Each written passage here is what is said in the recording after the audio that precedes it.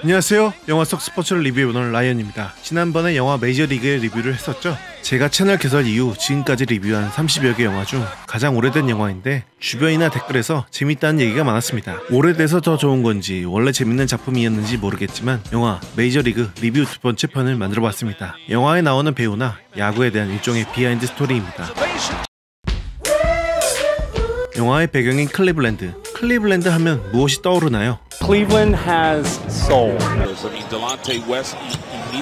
아마 가장 많은 케이스는 르브론 제임스 그리고 추신수일 겁니다. 그리고 나이가 조금 있으신 분들은 영화 메이저리그 정도?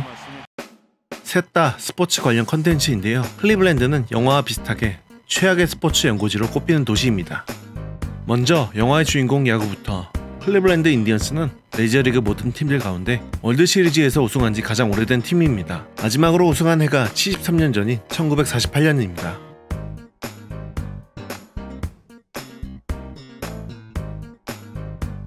영화 오프닝에 나오는 클리블랜드 인디언스의 히스토리는 허구가 아닙니다. 실제로 우승만 못한 게 아니라 수십 년 동안 플레이오프도 못 나가는 최악의 팀이었습니다. 지난 2016년에 월드시리즈에 올랐지만 당시 우승한 지 더 오래됐던 염소의 저주에 걸린 시카고 컵스에게 7차전까지 가는 접전 끝에 지면서 불안한 팀 타이틀을 넘겨받았죠. 그때 우승했어야 되는데 올 시즌 전엔 린도호와 카라스코가 떠나면서 지금은 월드시리즈 주요 멤버들은 거의 떠나고 감독님만 나왔습니다.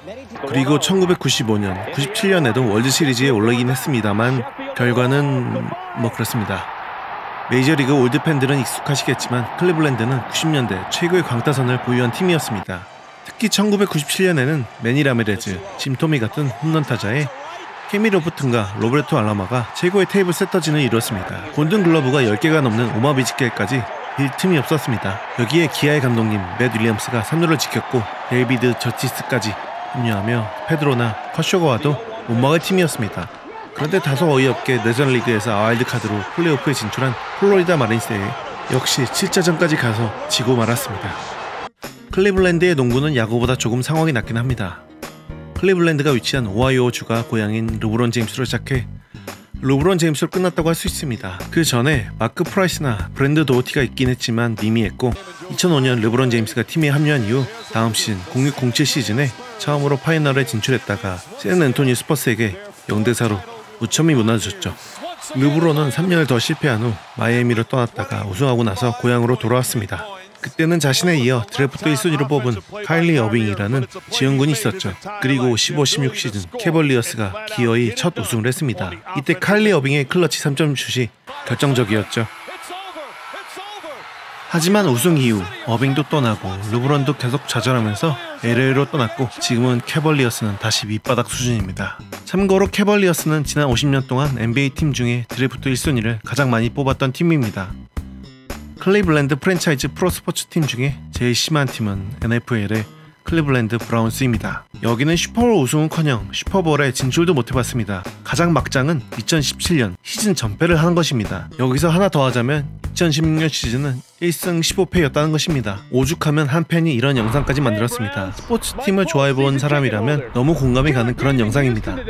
Well, thank God we built you. What a blessing for the community. You are wasting valuable space on our majestic shoreline, and what do we get out of it from you?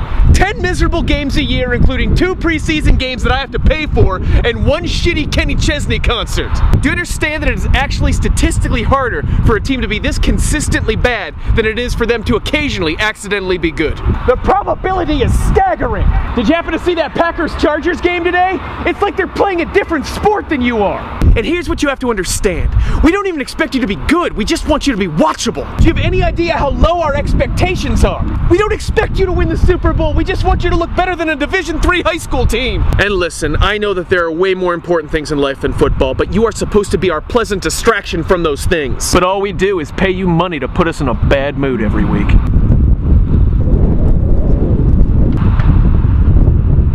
You are a factory of sadness! I'll see you Sunday.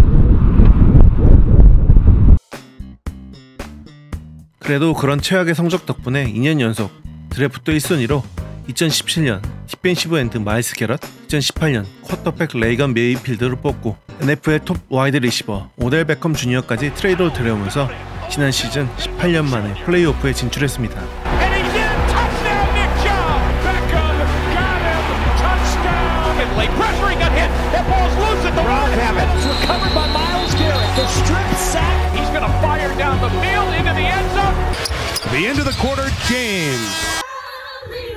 인종차별과 그 투쟁은 미국의 역사와도 함께해온 주제지만 최근 몇 년 동안 그것이 더 격해지고 있는 느낌이죠. 스포츠에도 다양한 형태로 영향을 끼치고 있는데요. 이로 인해 클리블랜드 인디언스라는 팀 이름과 희화한 듯한 느낌을 주는 와우 추장 마스코트는 논란이 계속 있었습니다. 먼저 인디언스와 더불어 인디언을 팀 상징으로 쓰고 있는 NFL의 워싱턴 레드스킨스가 팀명과 마스코트를 바꾸기로 했습니다. 미국 원주민 단체가 미국 프로풋볼 명문 구단인 워싱턴 레드스킨스의 명칭을 바꿔달라고 시위를 하고 있습니다. 레드스킨스가 아메리카 인디언을 비하하는 인종차별적인 의미를 담고 있어 적절치 않다는 것입니다. 딱히 팀명에 대한 아이디어가 없었는지 지금은 그냥 워싱턴 풋볼팀입니다. 클리블랜드 인디언스는 몇 해 전부터 유니폼에 있는 인디언 마스코트를 빼고 지난해 7월에는 아예 이름을 바꾸기로 결정했습니다. 하지만 이번 시즌까지 아직 그대로 쓰고 있네요. 영화로 돌아와 주인공 찰리 신이 연기한 리키본, 일명 와일드싱은 실제 모델이 있다고 합니다. 5, 60년대 강속구 투수였던 라이언 듀렌이 시력이 나빠 렌즈가 두꺼운 안경을 쓰고 선수 생활을 했다고 합니다. 영화 개봉 이후 와일드싱 캐릭터에 반해 영화 속 캐릭터를 따라하기 시작한 실제 메이저리그 선수가 있었습니다. 개봉 당시 시카고 컵스의 구원 투수였던 미치 윌리엄스는 등번호 99번으로 바꾸었고 구원 등판할 때마다 음악도 같은 와일드싱을 써달라고 구단에 얘기했습니다. 그래서 곧 언론과 팬들에 의해 와일드싱으로 불려졌다고 합니다. 찰리 신은 2016년 클리블랜드가 월드시리즈에 진출했을 때 시구에 대한 언급을 트위터에 남겼는데 클리블랜드는 다른 레전드 선수에게 시구를 맡겼습니다. 와일드싱에게 한번 맡겨봤었다면 어땠을까요? 찰리 신은 괜시리 토론토에 가서 와일드싱 시구를 했네요. 찰리 신과 배터를 이룬 톰 베린저는 몇 년 전에 전쟁터에서 전우로 뛰기도 했죠. 톰 베린저가 맡은 팀의 주장이자 포수 제이크 테일러는 최고의 레전드 포수였던 칼튼 피스크를 모델로 했다고 합니다. 웨슬리 스나이프스가 맡은 윌리 헤이즈는 메이저리그 통산 도루 1위 리키 앤더슨이 모델이라고 합니다.